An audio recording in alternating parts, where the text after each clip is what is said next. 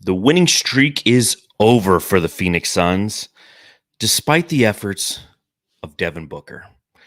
He scored, 46 points a couple nights ago against the Dallas Mavericks, comes out in Indiana, right? The place where the All-Star game will be occurring this year. And even though he wasn't named an All-Star starter, he showed that he could be an All-Star and should be an All-Star. 29 points in the first quarter, a franchise record for points in a quarter. 62 points in the game. But Matthew, ultimately, it wasn't enough. The Pacers exploited the Suns on the interior, scoring 84 of their 133 points in the paint, winning late 133-131, winning streak over. Yeah, it was a fun game. It really was. But you was. just thought the Suns were going to win. And even Booker taking the final shot and getting fouled on it, I thought he was just going to make the three to win the game and end it the way that all the Suns fans wanted him to end it and get 65 points. But, good game. I know paint defense was bad, but it's still a good game, I thought. Fun to watch. It was a highly entertaining game, fun basketball, and I think obviously a fun part of it was the fact that the Suns were up the majority of the game. It was definitely back and forth. We couldn't create that separation that was needed. The shot making for the Phoenix Suns was elite. They end up in this game shooting 56.7% from the field, right? 51 of 90. But the Pacers shoot 109 shots, 29 more than the Suns. So the 19 turnovers for the Suns, it led to 24 points. The 21 offensive rebounds that they gave up, it's just not a recipe for success, and that's how you lose the game. But it was still a fun game to watch, and I do agree with that. Yeah, it's kind of, the 7-game win streak's over, but it was still a great showing offensively, and you knew what you were getting into with this Pacers team. So I kind of expected it to be high scoring, and we got what we wanted. Zero fouls called for the Suns in the fourth. Fourth quarter. I'm sure we'll get into that. Oh, yeah. We'll get into that. We'll get into that. We'll get into plenty more on this edition of the Suns Jam Session podcast. So we thank you if you're hanging out with us after this disappointing and deflating loss on the second game of a 7-game road trip for the Phoenix Suns. Some injuries occurred in this game as well. So we're leaving Indiana not as good as when we entered. So don't get mad at us. We're still here for you. So hit the thumbs up button, subscribe, rate, review, pop them if you got them on this Friday night. Let's get into this game recap against the Pacers.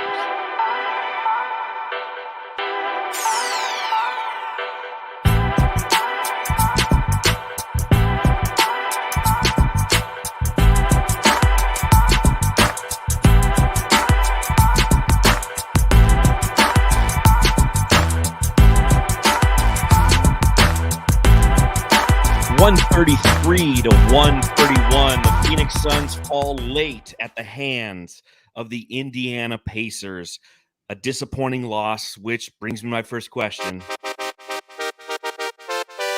Oi, Matty. Mate, I've got to ask. Matthew, I got to ask. I think we can all agree. The Suns should have done anything they could have to move up in the 2020 draft and take Obi Toppin. Am I right?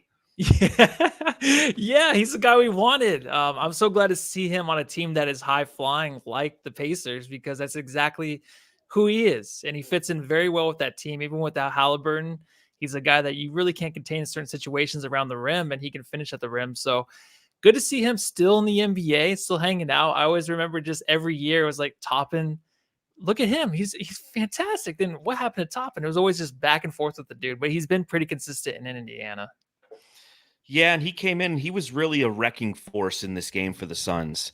Their team overall had 6 different players score in double figures, led by Pascal Siakam. And then you had Obi Toppin go 10 of 15 from the field, coming off the bench, went for 23 and 11 off the bench. You had Jalen Smith go for 13 and 10. You had Andrew Nebhard go for 22 points and 8 assists. 22 points from Aaron Nesmith with 7 rebounds.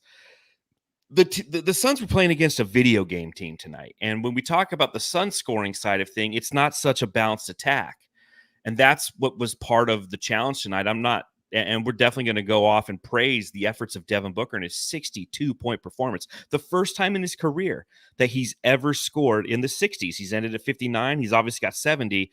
But I guess the thing is, if he goes over 60 points, he's going to lose a game. Yeah, that is a thing, and it becomes one of those things you talk about. It's like, is it the selfishness of Devin Booker that cost the Suns?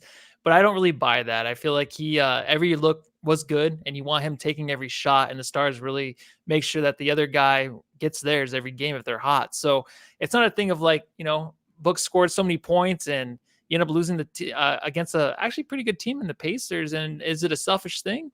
No, it doesn't become that with Devin Booker, right? It's not a thing like that. I know Luka got 73 tonight in a win, but it would be nice for Booker to get one of these and a win. I just don't know why it doesn't happen. And we were so close to it tonight. And it was going to be such a. Now, granted, that being said, like somebody must be at the front door. My dogs are going crazy. Even if the Suns win this game and Devin Booker goes for 62, it's overshadowed because Luka went for 73 tonight. So, yeah, I mean, there's that. And that's just kind of. Well, I mean, right now, it's like everyone's scoring everyone's going for 70 every night. I feel like now, even Cat, who got benched, trying to go for 70 or whatever, which is hilarious because he's the only player that would happen to. And then the coach calls out the team after that effort. But I just think that with Booker scoring as much as he did tonight, and then Luka scoring 73, someone's going to get 100. And is it even impressive anymore? 70 is awesome. But like, hell yeah, it is. Okay. Should it be 80 now? Should it be 90? But I know, but should it be like, oh my God, he scored fucking 80? I remember when Katie reacted to Joel Embiid scoring 70. I just remember Katie being like, fuck, like that kind of pisses me off because I don't want him to be better than me. Like I love the reaction from Katie with the towel around his neck. But I don't know. It's still impressive, but it's pretty soon it's gonna be like an 80-point game. You have to get TF timepiece says the era of no defense. Yeah, that's 100% correct on that. It's that's why it's happening. Sham Sharani tweeted out, says through the NBA's first 75 years, 6 players had scored 70 or more. For 75 years, it was Wilt, Kobe, David Thompson, Elgin Baylor, David Thompson again, and Devin Booker. In just over 1 year, 4 have reached 70. Donovan Mitchell, Damian Lillard, Joel Embiid, now Luka Doncic. So it is a different era of basketball, and that's what we saw tonight, because a team like the Pacers shouldn't have the ability to beat a team like the Suns in a normal era, if you will, without Tyrese Halliburton. But because of the way that defense is played, and even though Frank Vogel attempted to make adjustments, the way that the Pacers decided, you know what, we're not hitting the ball from beyond the arc tonight. We're simply going to attack the interior, and if we attack the interior, we will find success. I mean, they shot 30.8% from beyond the arc. So all their damage came on the interior. As I mentioned before, 84 of their points. And, kudos to Rick Carlisle. And he recognized that Andrew Nebhart against Grayson Allen in the last 5 minutes was success. And he drove at him 3 consecutive possessions before Frank Vogel made an adjustment, put Bradley Beal on him to stop him from just backing up Grayson Allen, who was a little bit injured because he committed an offensive foul, quote unquote. Yeah, everyone got hurt today. I even saw Nurk hurt his thumb, and I did see that. Yeah. I'm like, fuck, hopefully that doesn't roll over into the next play, and then he's just not playing anymore. And that was kind of the case because he had the thumb injury, and then Beal gets hit in the face. So it's one of those physical games, and it's fast-paced. It's kind of cool to see that the Suns can really keep up with a team like the Pacers. I know that's weird to say because the Suns have a big 3 and some superstars and a snub superstar and Devin Booker, but I just think that it's cool that they can keep up because sometimes we think like maybe they're older, maybe they're too slow, maybe KD's too slow to be in these type of games, but they kept up. And yeah, I don't know, man. But I think that's a great point. Al Davis alive today? That's a great name in the chat. Says, did the Suns get exposed tonight? No, what the Suns displayed, in my opinion, they lost it at the end. Was it unfortunate? Yes, but they were ahead the majority of the game against the top scoring offense in the league and a team that plays with the second highest pace. The Suns themselves are not a team that plays with pace. They're actually 24th out of 30 teams when it comes to pace. So what tonight showed more than anything, does it suck to lose? Yes. Does it suck the winning streak is over? Yes. Does it suck that Devin Booker scored 62 points and we lost? Yes. But what we saw tonight was the ability of the Suns to play like a chameleon and We know that they can play in the slow down, drag it out games, right? We just beat the Bulls that way, being they're a team that had the 30th pace in the NBA. We've been beating teams of varying strategies offensively and defense over the winning streak. We've already beaten Indiana once earlier in this winning streak. And then tonight at home with Bradley Beal out for a quarter and a half because his nose was knocked into the fourth row, the Suns almost won this game. So did they get exposed? No. I think that if you look at this game, you're going to sit there and go, damn, dude, the Suns can beat you in a lot of different ways. They just didn't happen to tonight because Beal was bloodied. Yeah, and a veteran team like the Suns, I remember watching the Heat when it was the Heatles and they would come to Phoenix. I'd be like, oh, the Suns are hanging in there to about 5 minutes left, and all of a sudden it's fucking over. Yeah. The Suns, you can tell the last 5 minutes, 4 minutes, they picked up the defense. They made sure like they were a little bit more physical on the offensive end, but they did the small ball 5 stuff. That's what it was. Exactly, but they weren't getting any calls, obviously, to get to the line. So I like the fact that the defense did pick up a little bit. But a team like the Pacers, like if they're just rolling, dude, it's hard to stop. And the defense, the whole game was just, there's so much spacing between them and the Pacers, the wide open threes in the paint. The Pacers were just so quick to get their spots and just hurry up. And, when you have guys like Toppin, like, especially that's just hopping in there in the paint and just hopping right back up to put the ball off the glass, it's hard to stop. And especially with the team with the Suns just having Nurk and Eubanks, who Eubanks just gives spacing. Like he's just like, oh, go ahead. Come on in here. Do what you want. That's the way it is. Get so as close as possible to the basket before I can defend you. Exactly. They're as confident as can be, that team. So it's hard to stop. And I just knew that the whole time. So I'm like, on tonight's pod, I don't want to talk about defense because I don't give a fuck tonight. It was just a fun game to watch. And agreed. But also when you have fringe players like Keita Bates-Diop who can't stop those guys and negate them from getting the momentum and getting to their spots, that's what happens. And, obviously the trade deadline's upcoming. The Suns are linked to more players, so we'll talk about that a little bit later. But we've gone too long without talking about the efforts of one Devin Booker tonight. Big Dick Booker. It's an unreal performance from Devin Booker tonight. 62 points scored, 22 of 37 from the field, 12 of 13 from the free throw line, 6 of 12 from beyond the arc. He can't get to that seventh made three. And it's one thing that I was actually worried about late in this game. I'm like, is Booker going to start jacking up threes because he wants to make 7 threes? Because he's never made 7 threes in his career. He wants to hit number 7. And is that going to cost us? He didn't. He continued to attack. 4 assists, 5 rebounds. Just another stellar, unbelievable performance by Devin Booker. If you take a look at what he's done in the past 2 games alone, he's averaging just a cool 54 points a game. Incredible. I just think every time I see this, I'm like, well, what kind of tipped Booker off tonight? Well, it's the all-star thing. I think seeing guys like Luka get ahead. I know Luka's great, right? 73 tonight. But Booker's he's been good this year. He hasn't been too consistent, but his stats are fucking great, and he's playing on a good team. He definitely deserved to be a starter. He'll be a backup. That's fine. But we don't expect this from Booker all the time, right? But when he steps it up and scoring 29 in the first quarter, and I'm at fucking work and I'm listening to it, but I'm listening to it and he scores like 10 in a row. I'm like, oh, he's going to have like 13 and 16 again. Then my nephew texts me and he's like, I wish Book can do this every night. And he had 29. Right? I'm like, what 29. The hell?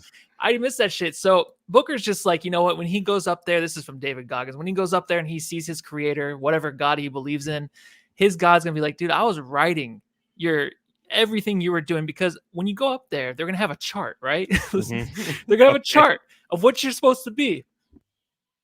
And what you're supposed to be, Book, was just a shooting guard. Nothing crazy, right? You can score the ball. That's about it. But when he goes up there, he's be like, fuck that chart, dude. Fuck it. Like, I don't care what you had me down as. Like, this is who I am, because you don't expect it from this guy. And I feel like that's still why he gets so disrespected, because he just doesn't look like that dude that can do what he does. Yeah. But even like the last play, man, I think you thought that was a foul. I mean, the right across the elbow, hit his hand a little bit. Did you think that was a foul? Yeah, I think he got the ball, and when he went down on the floor, they fouled him. And then when he got up and he tried to shoot the 3, they fouled him again. And it's unfortunate, because it is a masterpiece that he put together tonight. And there was no respect even given by the officials when they were mugging him. And he was mugged all day long. I mean, they threw doubles at him and he still put up 62. The fourth quarter was tough for Booker. 5 of 11, 0 of 3 from beyond the arc. But it wasn't him who lost the game in that fourth quarter. The rest of the team ended up going, 3 of 15 from the field. The whole team combined was 1 of 10 from beyond the arc. They scored 17 points. This team went for 40 points in the first, 40 points in the second, 34 points in the third, and 17 in the fourth. You know what I'm saying? Like, when we talk about fourth quarter Sun syndrome, this is it. It's like, and they were up going into the fourth quarter, they were up like 9, I think. They ended on a 6-0 run to end the third quarter. So they were up 114 to 105, 114 after 3, and they finished with 131. That's what did it. Booker did everything that he could. The ancillary players around him just were garbage in that fourth quarter. Primarily Eric Gordon, in my opinion. Eric Gordon was trash in that fourth, man. He was 0 of 3 from the field, all from beyond the arc. He had a turnover. I felt like he had like 3 turnovers in that fourth. And if you're looking for a reason why they lost, that's part of it. Another part of it, as we mentioned, there was 0 fouls called on the Indiana Pacers in the fourth quarter. All of a sudden, the whistle was swallowed. And and they were playing aggressive defense the whole time. They were doubling the whole time, playing aggressive defense. And even that offensive foul that was called on Grayson Allen, in my humble opinion, Aaron Nesmith wasn't there. He got over there and he started falling away and moving beforehand. Yeah. And it's like, well, he didn't. It was just some bad officiating. And again, I don't want to hang the whole game of that highly entertaining game that we just watched on the hat of those crap officials in that fourth quarter and kind of throughout the game. But it was a physical game in which the rest of the team didn't support Devin Booker as well as they could have in the fourth quarter. And I'm not even talking about Kevin Durant or Bradley Beal. Bradley Beal, who went 0-5 in the fourth, he probably couldn't breathe out there with as much gauze he had shoved up his nose. Durant did his part. But again, the Suns bench just unfortunately let us down again tonight. Well, I mean, Gordon being out last game and then coming back, I'm like, maybe he just needed some time off because he was just horrendous the previous 4 games. The way he passed up on that 3 towards the end of the game, and it would have been basically the game winner. That was a huge shot. He was wide. He passed it to KD. Yeah. Well, I know he wasn't really set, but why the fuck are you not set right there? Jack it up. That pisses me off because when a guy that goes in the media and does talk about, I need the ball, I'm gonna shoot, I'm gonna score, all that stuff, that's fine. He followed up with a few good games, but then he fell off again. But this is what we counted on for him. We wanted him to come in and hit big threes like that when Booker's doubled, when they're swinging it around, and then KD already has a defender in his face, and he's standing there all alone. There he is, man. Not saying you have to make it, but just shoot with confidence. Even the one before that where he shot it, got the ball, defender running at him, he shot that one, but you can tell it's so forced. He's just so, whenever he's closer to the rim, he's just so uncomfortable. The further away he is, the more comfortable I am with him shooting the ball. Anytime if I have my head down, I'm listening to the radio, I'm not really watching, and I hear Eric Gordon going in the lane, I'm like, fuck, this is going to end up terrible, but we just need that extra guy, and he could have been that tonight. But also just the foul, too, you're talking about Grayson Allen when he hurt his knee. When the offensive player is already heading towards the rim, I think it's such bullshit where a guy can just slide in there. But if he's set before he takes off, then it's fine. It's no, that's how players get hurt.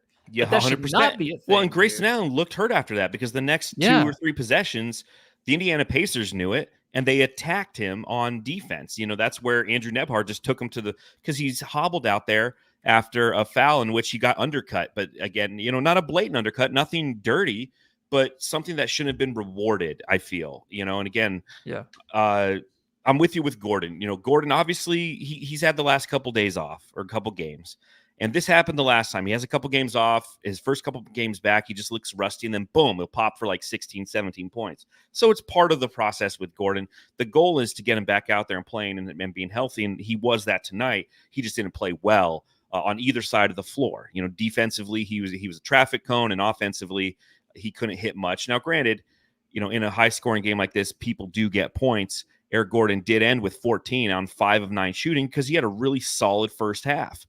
He went to Indiana University. He was, kind of back home showing off, but he was tired at the end. And it was unfortunate because the injury that happened to Yusuf Nurkic, which I haven't seen what exactly happened, but he hurt his thumb. And in hurting that thumb, the Suns went to the small ball 5, but when you go to small ball 5 lineup, that's their death lineup. So you want to live with that, right? But Eric Gordon kind of cost him because of that. Yeah, it's a lineup you want to end up with, and I've always loved KD at the 5. So it's nothing to argue against. It really does come down to, and I hate to argue, and you said it too, where we don't want to just blame it all on the refs and shit. But like when a team like the Suns have players like Booker, Beal, and KD, like there has to be some kind of foul. Something has to be called. Like it's just insane to go 0 fouls in the fourth. So that's what you kind of counted on in this game, but it just didn't end up happening. Yeah, if they had just gotten 1-3 in the fourth or a couple free throws, it would have been a different story. But Yeah. back to Devin Booker. I mean, the statistics when you talk about who and what he is as a player, as a member of the Phoenix Suns, it's just ridiculous. This is the 4th different arena in which he holds the scoring record. I believe the previous scoring record in Indiana was 55 and obviously 62. He set that. It's the 7th time in his career where he scored over 50 points for the Phoenix Suns. If you take a look at all other Phoenix Suns combined, only 6 times has it happened. So 13 times it's happened, but 7 times it's been Devin Booker. He's definitely making a case to be considered for all-star selection. They announced the starters the other day. Obviously, we've talked about this a little bit. It's a popularity contest. So when the fan vote determines who the starting 5 are for the NBA All-Star game, Devin Booker's not going to be in there. He's not popular. Nobody likes him outside of Phoenix. He hasn't hopped numerous different cities and played for different teams to earn different fans along the way in his NBA journey. He's been right here in Phoenix for 9 years, so he gets the fan vote from here, and then he has to rely on the fact that the coaches and the players will recognize, which they typically do, his basketball IQ, his basketball abilities, and the way that he plays the game and the manner in which he does it. You were saying being at work, you're hearing some of it, you're getting texts. I'll tell you this, watching it, it was one of those games where Devin Booker comes out, and these are the Devin Booker games that we used to get in which he'd come out and he'd take like 4 shots within the first like 4 minutes. And if they went in, you're like, okay, Book's going to get on a heater because he's feeling it. If they don't, then he starts to go into facilitation mode. And he started hitting everything right off the bat. He was going inside. He was hitting threes, mid-range, getting to the line. And you're like, okay, this is going to be fun. I didn't expect him to go for 29. I mean, he just kept going and going and going and going. It was just it was great, man. It's just 62 fucking points. Yeah. He just scored what, like 52 a couple like last week?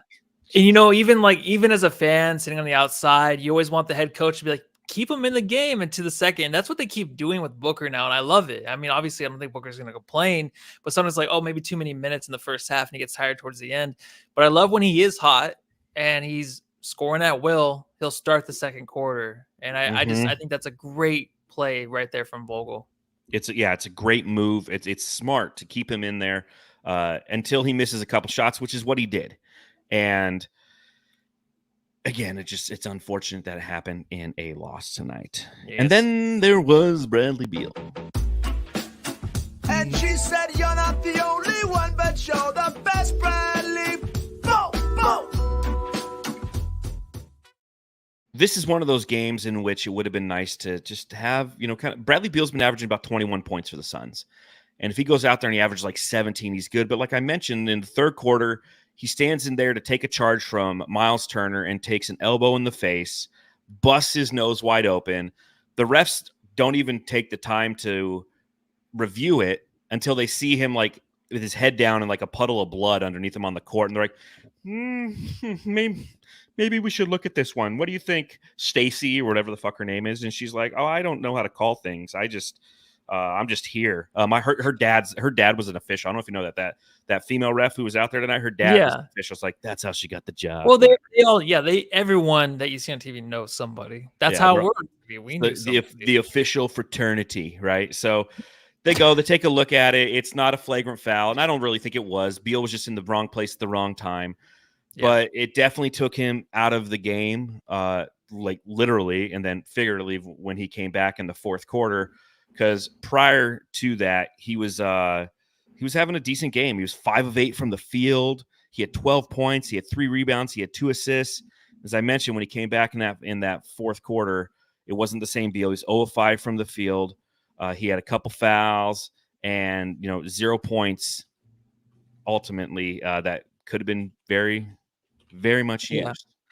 I just wanted to see him back on the court. Like, I didn't really care how he finished the game. I'm like, please just come back. Like, don't let it be like a broken cheekbone or something, an orbital bone. It's always an orbital bone around the eye or whatever. It's just the nose, and it was bloody and it was okay. You know what I mean? Like, it wasn't so upsetting. I know it was all over the floor. There's blood all over the place. Gross. But it just kind of scares you because you're like, are we going to lose him for some games? That's the first thing you think about. And the way he took that foul. Okay, so when I initially watched it, I'll be honest, and hopefully so says Jason on here. Like, I kind of understand like the refs not, really wanting to review it, because when I first saw it, I thought he put his face out there, and I'm like, what the fuck are you doing? This is before I saw him on the floor with a bloody nose. Yeah, I was like, what the fuck was that? But he got the call. But I'm like, why are you exposing your face like that? And then obviously the rest happened, and then I was like, oh, poor dude. But it just was it was a weird take. It was a good take, but putting his face out there was kind of weird. Well, no, he was sliding, and I think he saw him coming, and he kind of like, instead of taking it full on, he started to turn, but Monster was coming in so fast. Yeah, it was too late. Yeah. It was like, just an awkward he put himself out there for an offensive foul, and then realizes he's like, oh shit, I'm in the wrong place at the wrong time. Tunk, right in the nose. Yeah. And he came back out, and I know that you tweeted from our account, a tradition continued. Which was fantastic. It's got a picture of Steve Nash and a bloody nose, Booker and a bloody nose in the postseason in 2021, and now Bradley Beal with a bloody nose. Pretty sure it's broken. It looked like Marsha, or not. It was Marsha. Yeah, Marsha, right? Marsha. But that's one of the concerns now as we wait until Sunday, next game, Orlando Magic, is Bradley Beal. What are the repercussions from this? Is he going to have a broken nose? Is he going to be wearing a face mask? Is he going to have black eyes? Is it an orbital bone fracture? I don't think so. I think it was just a broken nose, but I'm not a doctor. And then you have Jusuf Nurkic, who injured his hand. It was in a wrap, and that's not a good sign. We know that's the one thing that we've been kind of avoiding this year is the injury bug when it comes to Jusuf Nurkic, and we might have to put him on this. Nurkic watch. Yeah, it might be Nurkic watch time to see how he does and how he responds to a potential injury on his hand. Now, granted, he's not great at making layups anyways, so I'm not overly worried about his offensive production, but his ability to pass is affected by his hands. Who'd have thunk? Who would have thought? Not the toes, but his fingers. Dude, first of all, the take, and here I am, just like, not backing up my boys over there in Phoenix. Like, I was just like, why did he take that charge? Man, Bradley Beal, is your fault. No, but Nurk, that take was just terrible. It was like the worst take to the rim ever. He just threw it out of bounds. But it cost him his thumb. And when I first saw what was the play? It was just him. Like he had it at the perimeter, left side, and he just, it was a little bit of spacing. So he decided to take it and draw a foul, but he went up, down and up. And he just wanted to go through the contact, but there was no contact. He just lost the ball. Yeah. And then he just hit his thumb, obviously. And when a guy like that grabs something, then you're like, fuck, something's up. Because usually like they just tough through it. They're not going to show any kind of like physical, like if they took anything like in the face or in the stomach, usually they're like, oh, for a little bit. But in a play like that, you're like, oh shit, like something happened to his thumb. Because he'll just play it off normally. But anyways, I don't want to have to wake up tomorrow, like you said, and then just see like, hey, Nurk's out for a little bit or Beal's out for a little bit, right? 7-game win streaks, and it's nice, and it was enough to see how good this team can be. Mm-hmm. I just wanted a little bit more with health, and then some guys can start to get injured, trickled here or there. I just want a couple more weeks, but it was going to happen sooner or later, right? With Nurk, just a few games missed here or there. Yeah, I mean that's what the law of averages says. And I'm glad that it's just like, maybe a sprained thumb or something. I'm not reporting what it is, but, maybe it's something minor. So it's not something that you rush him back and he can take his time and make sure he's healthy. It's not like, a leg injury or anything. Aussie Suns fans in the chat says Nurk X-ray came back clear, Thank but God. I don't trust X-ray machines in Indiana. So What? I don't know. Is that from a movie or what? It's a weird phobia of mine. It's like, if you're going to get an X-ray, don't get it done in Indiana. Just trust me on that. Okay. Just can't go into All right. details, I but didn't just know trust that. me. Just trust me on that. So we'll see. Obviously, that's going to be something of concern over the next couple days as the Suns prepare to, and continue on their road trip. But we'll see how it plays out with Nurk. Kevin Durant in this game. Do want to talk about the way that he played. Bam. Who the heck are you? I'm Kevin Durant. You know who I am. Y'all know who I am. Did anybody see a sniper? Did anybody see anything? I'm one of the best players to ever play the game. 20 points of stat stuffing night for Kevin Durant. 20 points on 9 of 16 from the field, 2 of 4 from beyond the arc, 7 rebounds, 6 assists, 1 steal, 1 block, 1 turnover, 1 personal foul. Somebody mentioned in the chat that he was deferring in the fourth quarter to Devin Booker. Yeah, Seth says it in the chat, says, but Durant was for sure deferring to Book in the fourth, should not have deferred. I don't know if I necessarily agree with that. Booker was on a heater. He was going to continue to feed him because guess what? When Kevin Durant's on a heater, Book feeds him, and that's just team ball. Everything was fine. I mean, we've already talked about 10 different reasons why the Suns lost this game. Offensive rebounding, like if somebody could just grab an offensive rebound or a defensive rebound, that would have been great. The fact that there were 0 fouls called in the final quarter, that would have been great. Yeah. Maya B says in the chat, he's like, he wanted Book to get 70 plus. After hearing Joel Embiid get 70, and obviously they are not aware of what Luka Doncic was doing to the Hawks, who the Suns do play on this road trip, going for 73 tonight. I think that Durant, it was a solid game from Durant again. And I think that this is something that we have to take into account. If Nurk is injured, be prepared for some more small ball 5 lineups with Kevin Durant. Can Bol just come back? I know. What's right? going on with Bol? He's a guard anyway. I keep forgetting though. We just need a little bit of length until we make that trade for Royce O'Neal or Miles Bridges. But those are smaller forwards, so that make any fucking sense. 164, 167. Don't listen to me tonight. 166, yeah, whatever. Anyways, 6'6". That was 6'4", 6'7". No, Royce, it says on Basketball Reference that he's 6'4". Everywhere else you go, he's 6'6". Okay. If you look at Wikipedia, like I was reading up on Nets articles about him, they're like, and a good 6'6" forward. I'm like, everywhere I go, why is Basketball Reference kind of wrong? Yeah, that's fucking weird. Well, sometimes they put like the nicknames on there that are just made up, so you can't always trust it. It's like Wikipedia. But we can't get the smoke break in there. Like, here's something that we need, Jamsters, okay? Totally random cut. One thing that I do once a month is I email basketballreference.com and I tell them that they need to add the smoke break as Dario Saric's nickname. And one day it'll happen, but I need you, Jamsters. I need you to go to basketballreference.com. You go to Dario Saric's page, and if you scroll to the bottom, it's like, hey, if you have suggestions on this page, let us know. You shoot him an email, and you let him know, hey, Dario Saric, we call him the smoke break in Phoenix. Okay? We need to make that. If they're going to have some of these dumb nicknames that they have out there, like, I'll just click on anybody on the roster, right? Let's just click Josh Okogie. Nonstop. Okay, that's legit. Let's go with let's see if what Bol's nicknames are. He doesn't even have any. How's that possible? Chimetzi Metu. No nicknames. Jeez, Basketball Reference has really let me down on the fly right here. All right, we'll go with Eric Gordon because we know that he's got some funny ones. The Hobbit, E Money, EG, EJ, Splash Gordon, 3G, Air Gordon. So he's got a ton of those. Like, remember that time that we were calling Eric Gordon EJ? Yeah. Totally makes sense. Yeah, there was a few on there that were not true, right? I know that he made sure them. that everyone knew. But the Hobbit, he should have said, yeah, that one's not real. And then everyone kind of ran with that one after the JJ Redick podcast. I don't think anyone ever knew about that nickname, but now it's going to stick. So that kind of sucks. But the KD thing, I saw someone actually chatting about how he did have like a game, basically a game when we're up by like 2 and he had a 3 and he clanked it at the back of the rim. It's like, what else do you want KD to do for you this season, man? It's kind of like, I know a lot of people don't like him, but KD missed a shot. Yeah, Louis C.K. had an old joke. It's from a long time ago before anything happened, but he just talks about, when your mom dies and basically like a player's like, oh, this is for my mom up there in heaven. You know what I mean? She has to watch your game when she dies. Like, leave your mom alone. Like, what else do you want from her? Like, she did everything for you. Now she's dead and she's Watching peacefully you? hanging out with her friends, and she has to watch your games when she's in heaven. Like, leave her alone. Like, leave Katie alone. What else do you want from her or him? Damn it, I messed all that up. Go ahead.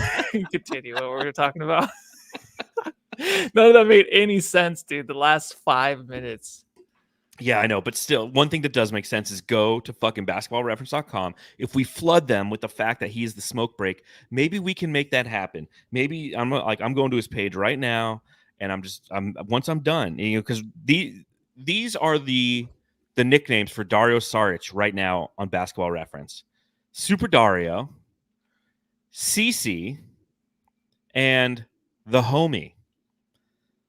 The fucking homie is his nickname? Hell yeah, dude. I can see Dario on like a podcast and being like, yeah, Suns Jam, Smoke Break. Yeah, that's a real one. I can understand that. Shout out to the Suns Jam session, and then he falls out of his chair. I can see that too. I could see that too.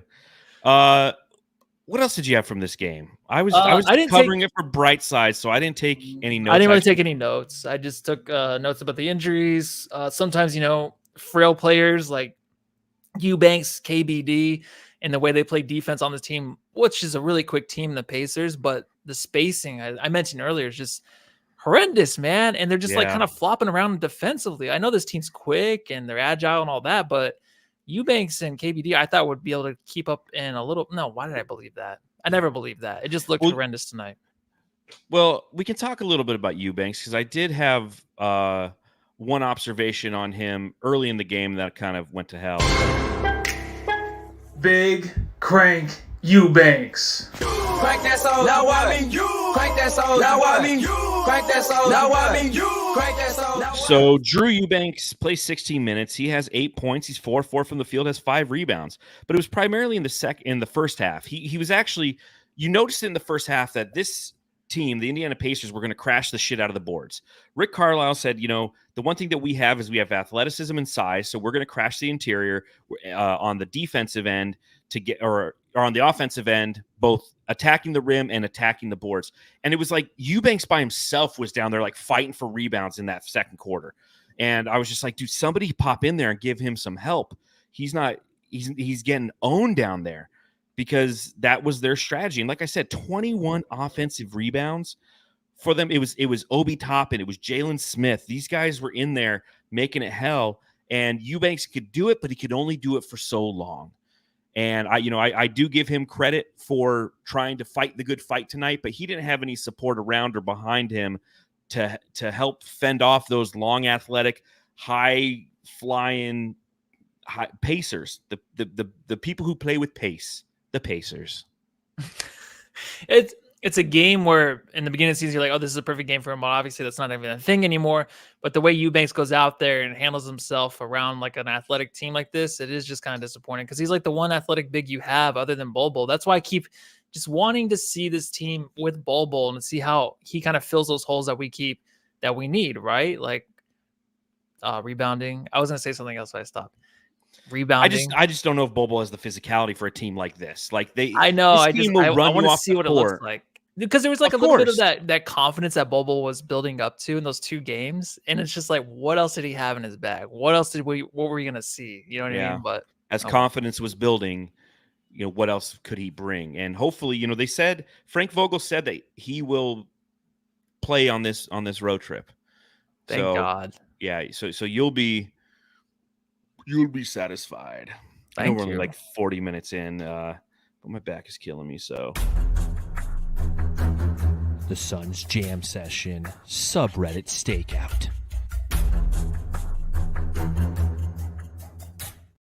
Indiana tonight, you sons of bitches. That's where I was, hanging out on the subreddit for the Indiana Pacers. Here's what those sons of bitches had to say.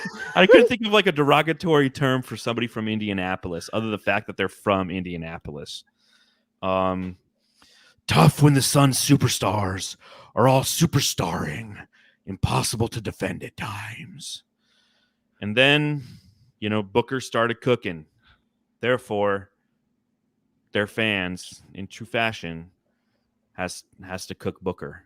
Tell me if you heard this one before, Jamsters. Booker has a really punchable face. It's like, come on, man. Get creative. Be better than that. And they were.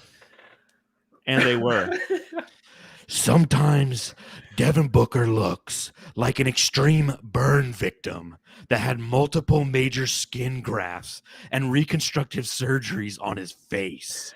While the doctors involved performed a miracle to make him look that normal, he will never look quite right. Oh my god, It's fucked up, dude. that's deep. That was Dude. well thought out. Jeez. Yeah, man, that was like intense. I was like, that's much more than a punchable face. They're talking full on fucking face off with John Travolta and Nick Cage. I remember rooting very hard for KD when I thought the Thunder were the last line of defense versus the 73-win Warriors. Now I can't stand them. I've never hoped for failure on a player more than I do him. Like, these motherfuckers are assholes. Jeez. So this is great. So there's this guy on Reddit. His name is King of Nick. That's his username. And he goes to the subreddit and he goes, Suns fan here. What the fuck is Carlisle doing? Letting the team play one-on-one defense against a red-hot Booker? And somebody replied, Pacers fan here. What the fuck is King of Nick doing? Being a douchebag that goes into other teams' subs. I was like, hey, man, that's what I was doing all night. Downvoted. Upvoted King of Nick. Downvoted. I had one of those too. I don't know if you were on the pod, but there was one where it was like, he was like a Suns fan and the downvote. Yeah. Oh yeah. They murder them. Not gonna lie, those Suns jerseys are heat. It's like, no, they're the Suns, but if you're saying they're hot, yeah, they look pretty good. I love those jerseys. Is Tyrese shopping for clothes at Party City? It's pretty funny. He looked good. I don't know if you saw purple Tyrese. suit, right? He had the suit with like the tiger, the I leopard. thought it was like, wasn't I it don't purple or something? He was saying hi to Katie. I saw that. I thought it was Gene. No. KD and his next chapter shit aside, he's such a cool scorer to watch. Just so smooth from every level. Fuck Booker though. Damn. I got a few more. I don't know how I did this and wrote a recap for Brightside. Although I probably have to go back and like edit the recap. Fuck Booker for having the scoring record in 4 arenas. Double KD and let everyone else keep shooting. We can win this, baby. And that's what they did. And their last one, which is kind of a dick comment. So you guys remember this. Next time we play the Pacers and you're rooting for them, that's what one of their fans said. Said, fuck the city of Phoenix in general. Fucking monument to man's arrogance. The Suns Jam Session subreddit stakeout.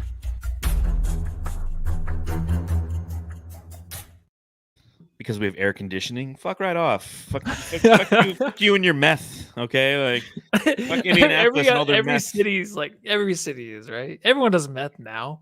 Like, I work with some people, I'm pretty sure they do meth. Like, how do they talk that fast? How do they care that much about How shit? do they work? How do they work that hard? Yeah. Cocaine's a hell of a drug. What else you see in this game? What else you want to talk about, Matthew? I think that was honestly that's all I had. I don't even know why we're going to do it, but we're going to do it. Jam star of the game. Bookers it is. Boogers it is. He's starting to rack some up here, man. I wonder, I'll have to do like at the All-Star break, we'll go over kind of total jam stars and all that stuff and kind of see where we're at for the season. Yeah, that's always fun. All right. Next game. Wow. Where did I just go? You're traveling through another dimension. A dimension not only of bricks and of boards, but of mind. A journey into a wondrous land whose boundaries are that of stagnation. That's a signpost up ahead. Your next stop, the Shamit Zone. I feel like I'm in the Shaman Zone, Jamsters. I'm tired. I got my fucking herniated disc is back in my back. I'm not sleeping again. I'm working today. I got to work from home today, which is great, but I'm sitting here working. It's like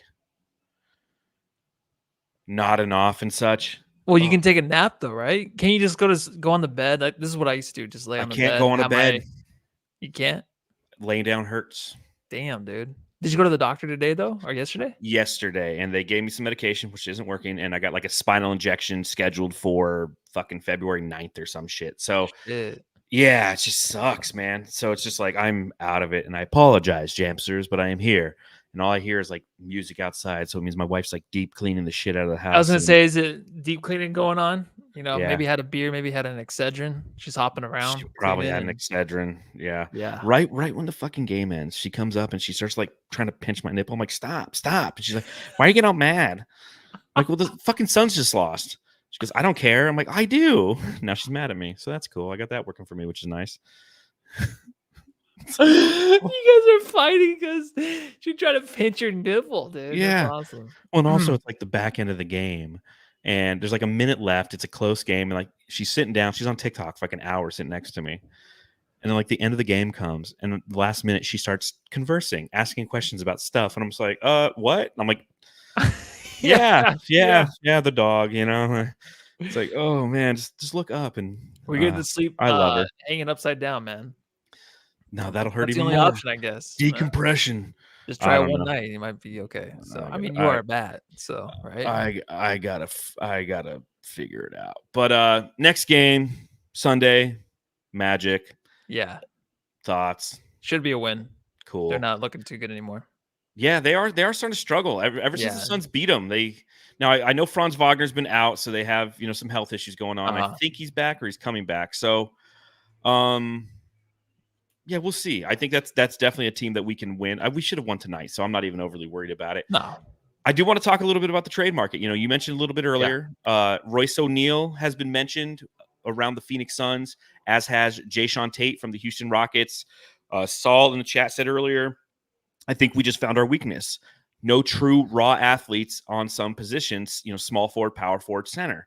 When you talk about Jayshawn Tate, when you talk about Royce O'Neal, you're talking about guys who are pesky defenders. And so what are your thoughts on those guys kind of broadly? Yeah, defensively, it's a nice addition. I'm not too excited about it. I mean, if the trade were to go down, we give up like 2 second-round picks, and then you throw in who are you gonna throw in, like KBD with it, right? Or one of those guys. I'm not too excited. I just want Miles Bridges. I know we talked about it as like a hard thing. I want him on the team though. Well, I think that I'll start with Jayshawn Tate and Royce O'Neal. So there's a couple different ways you can acquire these guys. One of them is the Suns have their traded player exception. They have a 6.5 million. They have like 3 or 4 traded player exceptions. Unfortunately, you can't stack them on top of each other. But the biggest one they have is for 6.5 or 6.8 million for Cameron Payne. So you can utilize that and you can send that out and not have to send a player out or stack it with a player to get somebody like a Miles Bridges. Like that's how the Miles Bridges or the Royce O'Neal or the Jayshawn Tate deal could occur. So you have that. You also have Nasir Little's contract, which I've talked about before, 6.4. And if you could trade that and garner one of these guys in return, the way that I look at it is if you can get Nasir Little off this team with that contract, I think it's a win. Have I liked Nasir Little this season? Yeah. Nasty Nas. I love his drop. I love the athleticism that he brings, but he hasn't been a productive player for quite some time. Now, part of that, he hasn't broken through the rotations like Yuta Watanabe hasn't. But the difference between Yuta Watanabe and Nasir Little is Nasir Little's making $6.4 million, and he will be with escalating money over the next 3 seasons. He's on year 1 of a 4-year, $28 million contract. It's not a great contract for the Suns to continue to carry when they have 3 max contract guys. So if you could trade him for a Royce O'Neal or for a Jayshawn Tate, it's a wash to me player-wise. I think Royce O'Neal is definitely better, has a better ceiling than Little could potentially have, but that's the other side of Little. He's so young. It's like, Royce O'Neal's like 30, I think, 29, 30, 31 in there. So Royce O'Neal averaged 11 points in the playoffs as a starter for the Utah Jazz in 2021, has proven consistently to be a rotational player, played with Kevin Durant last season and played well alongside him. So a desirable guy out of those two is Royce O'Neal, especially if you're getting rid of the Nasir Little contract. Agree or disagree? No, yeah, I agree. It's just the competence you want, right? It's not about the potential that we saw in Little. And ever since he had a kid, he kind of fell off. That was actually seriously like right when he had a kid, like he fell off. And I'm not blaming the kid. I'm glad he has a kid, but his performance on the court really just it's been kind of miserable as of late, obviously. So you want someone like Royce-O'Neal that's a little competent. This everything we kind of want though is in Miles Bridges. It's in that type of player. So it's just that's the other yeah. thing is if the Suns could acquire Miles Bridges, and I talked about this on the last podcast, and I get it if it frustrates you that he's a bad human being or a perceived bad human being, but from a basketball standpoint, I mean, it's a literal slam dunk because the guy's athletic. He's 6'7". He's kind of exactly what the Suns are looking for, and this is an opportunity to buy low on him. Also, weighing what you're giving out, but if the Charlotte Hornets are taking either Nasir Little or a player trade exception, so they get some money back and maybe a pick or two, whether you like who he is as a person is one thing, and that's a different topic. But if we're talking about sheer roster construction, Nasir Little is Miles Bridges is a huge win for Phoenix if they can get him here. The Suns are already looked at as villains in the NBA anyways. Everybody already hates us.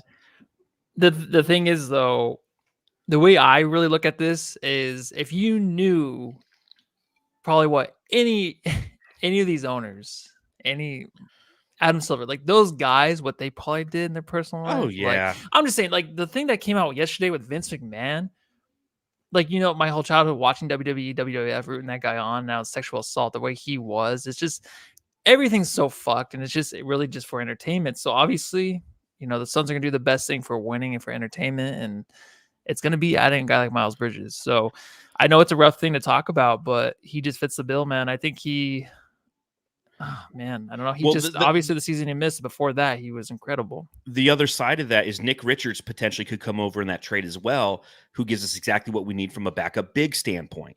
And, like Blaze Megatron says in the chat, we'll just call it the Nick Richards trade. There you go. If the Suns can somehow pull that off and get Richards and Bridges here, like that has the potential to be a championship roster. Now, I'm tentative to say that because I said that about this roster before the season, and it all comes down to how they perform on the court night in and night out. And we've seen that. A lot of these vet minimum guys are playing like vet minimum guys. But that's kind of, again, you take a look at tonight and you see how the second team unit performs, and you once again walk away just a little bit frustrated. Second team unit tonight. So 14 plus 2 is 16 plus 8, 24 points from the second team unit in a game in which the team scored 131 points. Okay. So 107 points tonight came from your starting five. And only 3 players on the second team unit scored. 14 from Gordon, 8 from Eubanks, and 2 from Keita Bates-Diop, who only played 9 minutes. So the Suns and Frank Vogel right now are afraid of their depth, because on a night like tonight, you could have continued to throw guys out there, and if you have faith in them and they have confidence in themselves, like the Pacers bench does. Now, granted, best bench in the NBA in the Pacers, 50 points a game they score, and you can see why, because their bench tonight goes for, let's see, that's 36, 38, 40, 51. 51 points from the bench tonight, right on par for the Pacers, and that kind of determines the game, because due to their depth, they can continue to score all night long. And due to the Suns' depth, they have to rely on their starting five as much as possible. They only score 17 points in the fourth quarter. Another reason that they lost tonight. Yeah, you just kind of want that comfort with the guys coming in where you're just like, okay, like this team's awesome. 7-game win streak, scoring as many points as they ever fucking wanted to, coming back down from 20 points multiple times. And you're just like, that's awesome, right? But there is just that kind of just thing that's nudging. It's like, it's just not good enough yet. It's not comfortable, right? They're not a top 5 team yet, I feel like. But No, they not will yet. be with a few additions here or there. You make that, if you do get Miles Bridges and everything doesn't work out this season, then here we go, Ishbia. You're gonna have to deal with the repercussions of the Suns fans hating you for getting rid of everybody. But it's a chance that he's willing. But to who take, are they going to sure. be getting rid of? Like, and Miles Bridges No, I is mean, gone like, at the end of the year, you know how right? they'll look. They're like, oh, you signed this guy, or you traded for this Oh, guy, yeah. and then you got rid of. Everyone goes back to everyone we got rid of, and we got the big three. Like if Katie gets hurt, you know what I mean? It just falls apart so quickly. It's just you have to look at that. But I'm not. I'm just like put the best players on the court. I don't care. Yeah, no, I hear that. Well, we got about 5 minutes left, so Childhood trauma. speaking about drama, let's talk a little trauma. What should our subject be for childhood trauma tonight? Any memories you want to expose and go down tonight? You ever been fired from a job? It's not really childhood though. Yeah. I got. Well, it's still a child. Well, I was young when I was under 18, so You were 18? I was 16. Oh, 16. I was 25. Oh wow, you were just a baby. No, I wasn't 20. I was younger than that. I think I was 20. Yeah, 24. I was. Yeah. So are we gonna do this? I guess that's sure. Sure. Yeah. Yeah, So, sure. Why not? I got into investments and all that. Actually, where my sister works currently, and she got me a job there, customer service. I got out of Lowe's, working there for 6 or 7 years, and taking phone calls all day. You know, not the Fun best call thing. center shit, huh? Oh yeah, call center stuff. You're dealing with brokers. You're dealing with people yelling at you about money. You're like, I don't even know what the fuck any of this means. I lasted probably maybe 4 weeks, and I wasn't showing up on time. I was leaving early, and then I got called into the HR office. And before that, like I went through like a review for a month, and she said, yeah, you just need to improve on this and that. Then I kept kind of showing up late. Was not a good employee at all, and they let me go. So, and I was excited. I was like, oh, I'll be fine. And I didn't get another fucking job for like 6 months or 7 months. So I remember this. Yeah. You were at home a lot. I was on the couch a lot, just Yes. hanging out. And John was he was there through the dog days of Matthew Policy. Yeah. Only job I've ever been fired from. And I actually got rehired to the job eventually. But my first job ever, I was worked at a dry cleaners over on 36th Street Indian School, Park Avenue Cleaners. Got the job when I was 15 and a half. I remember going in there. They needed my social security card. I didn't have it. I like called my mom. I like walked outside, walked across the street to a Blimpie, like used a pay phone to call my mom. Like, what's my social security number? Because I'd like fill it out, go in. I'm there, and then like the girl who got me the job, she was a year older than me in high school. She trained me for like 10 minutes and then was like gone half the day. So like I don't know what the fuck I'm doing. And anyways, that was my job for probably about a year. And then summer the next year, went out drinking with my buddies. You know, I was a little party animal in high school, so I was like 16, and I called off on like a Friday night. Like I didn't call off the morning of. Like I knew I was getting drunk the night before. So like I called my boss the night before, and I was just like, hey, just so you know, like not feeling good, not going to make it in. He's like, don't bother ever coming back in at all. I was like, what? I'm like, I can't work tomorrow. He's like, or ever again. I was like, oh, okay. And I just like, I remember exactly where I was. I hung up. I was in like my buddy's room. I just turned. I'm like, I just got fucking fired. All right, let's drink, you know? And then like probably about 6 months later, that guy ended up losing the store. A new guy came in and like he rehired me, and I continued to work at that place for, until I was in the army. I mean, I worked some other jobs along the way, but it was like my backup job, right? Like I got out of the army, out of active duty army, and I went back and I worked there as a dry cleaner. Like I'm dry cleaning clothes, you know. But it was cool working there because, especially when you're the dry cleaner, because you have to be there like 5 a.m. to start the loads and whatnot. But like it's like doing laundry. You put the loads in, and you just like chill for 35 minutes until the machine goes beep. So I used to come in like hungover from the night before, put them in, and I'd go sleep under all the conveyor belts. And like I knew that it was 8 a.m. because like we would open up, and all of a sudden the conveyor belts would start going to people looking for clothes. I was like, oh, that feels nice. Except in the summer, the plastic's gross in the summer. So yeah, that's funny. I remember like cooking bagels like 16 or 17 years old, like 3 o'clock in the morning, just not sleeping the whole night. Oh yeah, doing that, just all nighters. Just like, yeah, okay, I'm sober enough. I got to go to work now. And then like, and I would pre-spot clothes. So I'd sit there at a pre-spot machine. I knew what chemicals to put on what kind of stain. I used to always like clean my shoe. My shoes were always so clean because I had like a steamer to clean them. But the worst would be like you get pants with like poop and period stains on them and stuff, and you had to you're like, oh Yeah. gross. Yeah, it was nasty. Really quick too. Stephanie Jackson says, "Is that right next to Beckett's table?" I think she's talking about the job I was at. I think it's in the same area. So any connection there would be kind of pretty funny if you know the place I was talking about. So Beckett's table. Yeah, it's like a restaurant. I just looked it up really quick to see, and it's like in the area. Yeah, it's right next to that dry cleaners that I worked at. Oh, really? Because that's right next door, where I worked at too. It's right next door. It's like a mile away. Okay. Yeah, so right next to that, and it used to be called funny. something different. And actually, on the corner of that restaurant, which is now Freshly Laid, which is a breakfast spot, it used to be. Before that, it was a Quiznos, and before that, it was JJ, the king of beepers. It was JJ. He's the owner, and he's the king of beepers. He used to always have he used to have the fucking commercials on Power 92 FM and whatnot. So that's right there. And then across the street used to be Avis Lube, which is like a Jiffy Lube. And I used to work there. I worked there when I was 19, when I was right out of high school. And this is a good story too. I might as well tell it because I already started. And now it's a bar. It's called like the Undertow. And you can go in there, and it's like a Jiffy Lube. And underneath the cars is a tiki bar now. But back then, it used to be a lube shop where people did oil changes. And I remember one time I was hungover in the morning, and people would come, they drop off their car, then you drive their car over the pit, and then your buddy would go underneath and change the oil. Well, one time I got in the truck and I started driving as an old Nissan, and it was a manual, and it had no power steering. And I'm starting to kind of drive towards the oil change spot, and my buddy's kind of like guiding me in, but he's just kind of half-assing it, doing fingers, and I go up on the rail, and boom, I put the truck right in the pit. I put it in the pit, and it was a running joke forever. Like until they closed that place, probably about 7-8 years ago. Like if I go there and I get my my oil change, there's this old guy named Howard who used to say "on there" at the end of everything. He's like, well, if you look on there, we'll find it on there. And I come in, and he'd be like, and people come up to me like, you're the guy who drove the truck in the pit, right? Yeah, Howard told us about you. And I was like, Jesus, that was like 20 years ago.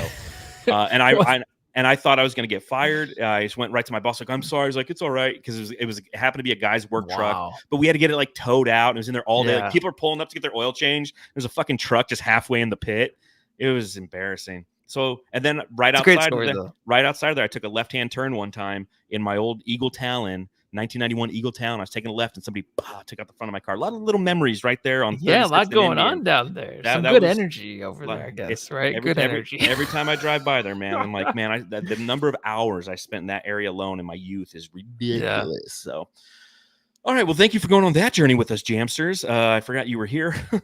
On that note, we appreciate you hanging out. We appreciate a thumbs up if you got one. Enjoy your Friday night. We'll see you Sunday when the Suns play the Magic. Until then, Matthew, tell them what to do. Go home, love your family. I'll